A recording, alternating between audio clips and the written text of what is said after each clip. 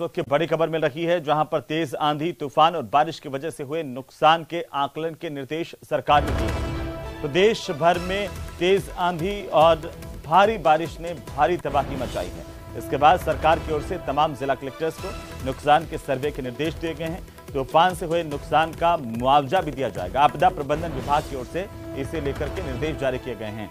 प्रदेश के कई जिलों में भारी तबाही मची है आंधी तूफान की वजह से, जहां पर जगह जगह पेड़ टूट गए हैं, जो बिजली के पोल हैं वो टूट गए हैं, लोगों के घरों में भी भारी नुकसान हुआ है। खेतों में जो सब्जी की फसलें थी वो पूरी तरह से तबाह हो गई हैं। कई इलाके से लोगों के मारे जाने की खबर है। वहीं जो पक्षी हैं उनके बड़ी तादाद में प्रदेश भर से इस आंधी तूफान में मारे जाने की खबरें मिल रही हैं। हजारों की तादाद में पक्षी मरे हैं। कई इलाकों में पिछले 2 दिनों से लगातार बिजली गुल है, क्योंकि तमाम जगहों पर बिजली के पोल टूटने से बिजली व्यवस्था ठप हो गई है। वहीं आपदा प्रबंधन विभाग की ओर से मुआवजे का ऐलान किया गया है। पहले आकलन होगा नुकसान का, उसके बाद आकलन के बाद मुआवजा दिया जाएगा। सभी जिला कलेक्टर्स को इसे लेकर के आपदा प्रबंधन विभाग ने निर्देश जारी किए हैं। ज्यादा जानकारी के साथ हमारे संवाददाता सौरभ गृहस्थी फोन लाइन पर हैं। सौरभ, ये जो तेज आंधी और तूफान ने जिस तरीके से पूरे प्रदेश भर में तबाही मचाई है, अब सरकार इसकी सुध ले रही है, आकलन किया जाएगा नुकसान का। जी बिल्कुल, देखिए बीती रात अंधड़ और तेज बारिश और इसके साथ ही तूफान के चलते कई जगहों से नुकसान की खबरें आई हैं। कई गांवों से जो है वो नुकसान की खबरें आई हैं, जिसके तहत अब आपदा प्रबंधन विभाग ने तमाम जिला कलेक्टर्स को नुकसान का सर्वे कराने के निर्देश दिए हैं। आपदा प्रबंधन विभाग ने कहा है कि तूफान के चलते जिस प्रकार का नुकसान हुआ है उसका सर्वे जो है वो कराया जाए।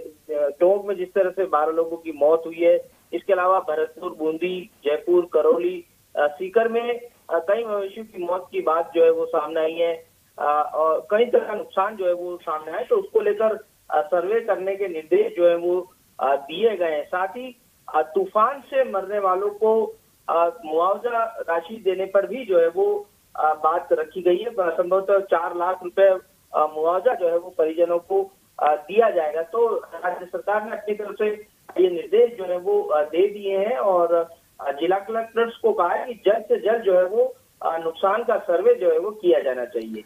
सौरभ, देखिए जो जनहानि हुई है उसके अलावा पशुओं का, पक्षियों का भी भारी तादाद में नुकसान हुआ है और सबसे बड़ी बात है कि प्रदेश का आधे से ज्यादा हिस्सा जो है वो कल से अब तक पूरी तरह से बिजली व्यवस्थाएं वहां पर ठप पड़ी हुई हैं। जी बिल्कुल, बिल्कुल सही कहा। देखिए कई जिलों में जो है वो 100 किलोमीटर प्रति घंटा की स्पीड से जो है वो हवाएं चली हैं और साथ ही बारिश और ओलावृष्टि ने और भी ज्यादा जो है वो मुश्किलें पैदा की हैं। तो आज शाम को फिर से मौसम विभाग की ओर से इसी तरह के तूफान का अंदेशा जताया गया है। बहरहाल बहुत शुक्रिया सौरभ तमाम जानकारी के लिए। तमाम जिला कलेक्टर्स को सरकार की ओर से सर्वे के निर्देश दिए गए हैं इस आंधी तूफान को लेकर के, और अभी भी लोगों को सतर्क रहने के लिए कहा गया है। वहीं राजस्थान के कई जिलों में तूफानी बारिश ने तबाही मचा दी है। टोंक में आंधी तूफान से 12 और जयपुर में 1 व्यक्ति की मौत होने की खबर है। सभी जिला कलेक्टर्स को अंधड़ और बारिश से नुकसान के आकलन के निर्देश दिए गए हैं। तो आपको बता दें कि लगातार प्रदेश में किस तरीके से तूफान ने तबाही मचाई है। वहीं डीडवाना के परबतसर उपखंड में कार में चलते चलते अचानक से आग लगने की खबर है। कार में 3 लोग सवार थे, इसके बाद तीनों चलती कार से कूदे और कार एक खाई में गिर गई, जिससे हादसा हुआ। आसपास के लोगों ने आग लगने की सूचना रोहिंडी गिरदावर को दी। गिरदावर ने सूचना उपखंड कार्यालय और दमकल विभाग को दी। इसके बाद टीमें मौके पर पहुंची, आग बुझाई गई। परबतसर इलाके से ये तस्वीरें सामने आई हैं, जहां पर चलती कार में आग लगी।